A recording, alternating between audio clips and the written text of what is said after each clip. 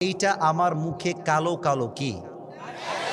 এরা ধরতে পেরেছে? আপনারা উত্তর আমাদের রবকে আরো জোরে বলতে হবে, আমাদের রবকে।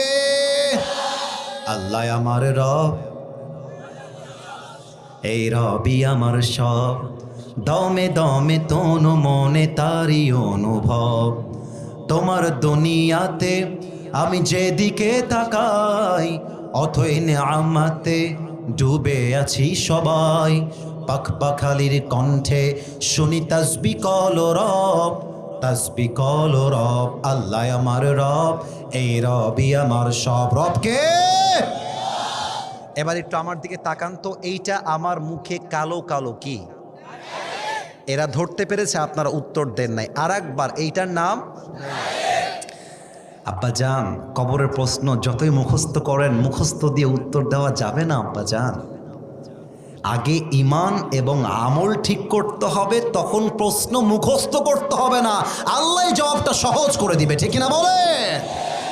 এবার একটু আমার দিকে তাকায় বলেন তো, আমি যে চাপদাড়ি রেখেছি, যুবক ভাইরা, আমাকে পাম দেওয়া লাগবে না, যা বলবা মন থেকে।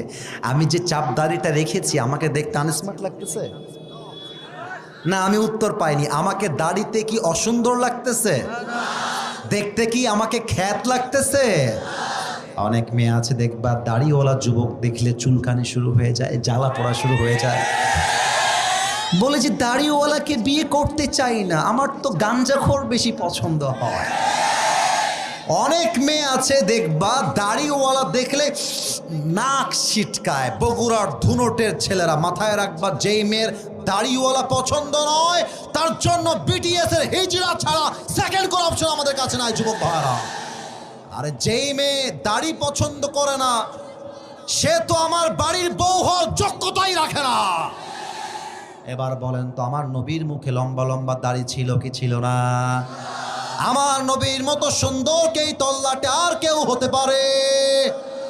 চাঁদের চেয়ে সুন্দর তুমি, নবী আমার কমলিহিওয়ালা। দো জাহানের বাদশাহ তুমি, প্যারা নবী সাল্লে আলা।